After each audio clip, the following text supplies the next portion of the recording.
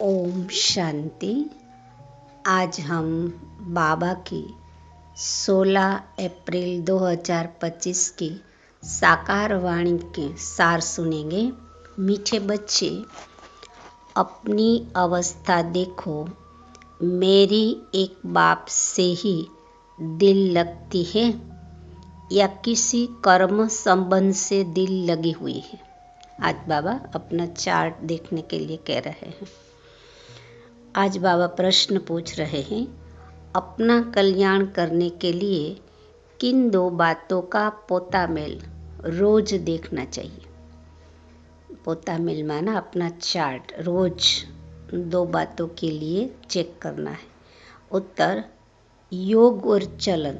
दो बातें कौन सी? बाबा की याद और चलन।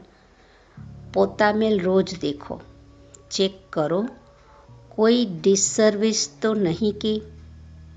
सदैव अपने दिल से पूछो, हम कितना बाप को याद करते हैं, अपना समय किस प्रकार सफल करते हैं। दूसरों को तो नहीं देखते हैं, किसी के नाम रूप से दिल तो नहीं लगी हुई है। बाबा ने 4-5 बातों के लिए चेक करने के लिए बोला। आज का गीत है, मुखड़ा देख ले प्राणी जरा दर्पण में। आज की मुरली से धारणा युक्त मुख्य सार। पहली पॉइंट, कोई भी ऐसा कर्तव्य नहीं करना है जिससे यज्ञ पिता की निंदा हो, माना ब्रह्मा बाबा की निंदा हो। ऐसा कोई कर्म नहीं करना।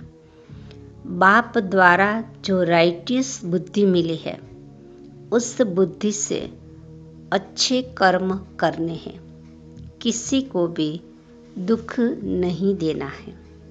दूसरा है, एक दो से उल्टा सुल्टा समाचार नहीं पूछना है। कई बार एक दूसरे से मिलते हैं या फोन पर बातें करते हैं तो क्या पूछते? उल्टा सुल्टा समाचार। बाबा के तो वो नहीं पूछना है। आपस में ज्ञान की ही बातें करनी है।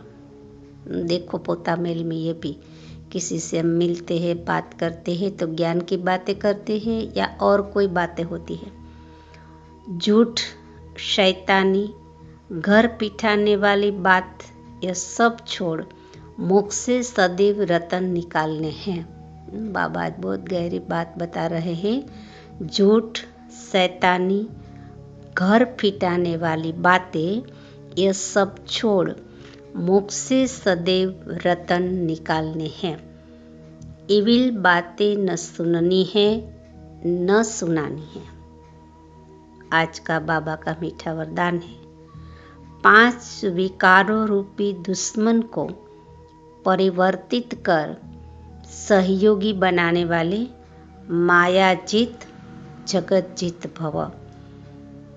स्पष्टीकरण, विजयी दुश्मन का रूप परिवर्तन जरूर करता है, तो आप विकार रूपी दुश्मन को परिवर्तित कर सहयोगी स्वरूप बना दो, जिससे वे सदा आपको सलाम करते रहेंगे। काम विकार को शुभ कामना के रूप में, क्रोध को रूहानी खुमारी के रूप में, लोभ को अनासक्त वृत्ति के रूप में, मोह को स्नेह के रूप में और देह भान को स्व अभिमान के रूप में परिवर्तन कर दो, तो मायाजीत जगतजीत बन जाएंगे।